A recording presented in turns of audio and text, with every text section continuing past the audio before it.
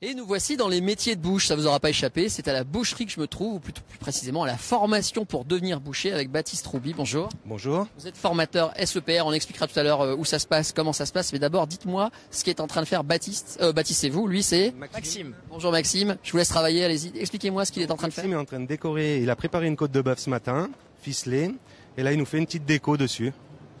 Voilà. D'accord. Donc là, par exemple, pour faire ce qu'on fait là, très concrètement, ça s'apprend vite, c'est long, c'est compliqué.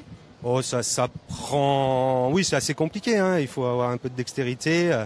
Ça vient pas du jour au lendemain, mais Maxime a fait pas mal de concours et du coup on l'a entraîné pour faire un peu de déco. Alors ouais, j'allais dire c'est très fin, c'est de la déco, mais moi l'image du boucher que j'ai, c'est un métier dur où on arrive le matin. Alors peut-être que c'est des idées reçues, mais où il faut traiter des gros morceaux de viande. C'est ça un peu ce métier.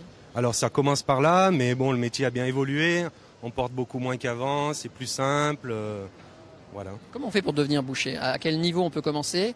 Comment on fait si on a la vocation? Alors si on a la vocation, c'est très simple. Nous on a un CFA donc sur Annonay et ça se passe en 2 ans. La première étape c'est le CAP. Ouais. Et ensuite on fait un brevet professionnel sur 2 ans. Donc c'est très jeune qu'on peut commencer? On peut commencer à 15 ans et demi, il y a des dérogations, 16 ans. Et est-ce que le boucher j'ai envie de dire c'est le même métier pour tous les bouchers ou est-ce qu'il y a des spécialisations? Comment ça fonctionne? Alors non, à la base le métier c'est le même pour tout le monde. On apprend en CAP, on apprend tous la même chose. Et où est-ce qu'ils finissent ces jeunes? Parce que des boucheries, vous me dites si je me trompe, on en voit de moins en moins malheureusement dans les petites villes et tout ça, dans les petits quartiers, dans les petits villages.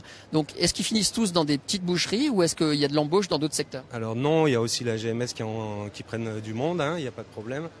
On est en recherche d'une centaine de bouchers en France aujourd'hui et il manque une centaine d'apprentis par an donc pour combler le manque de personnel. Donc il y a de l'emploi et ça c'est une bonne nouvelle.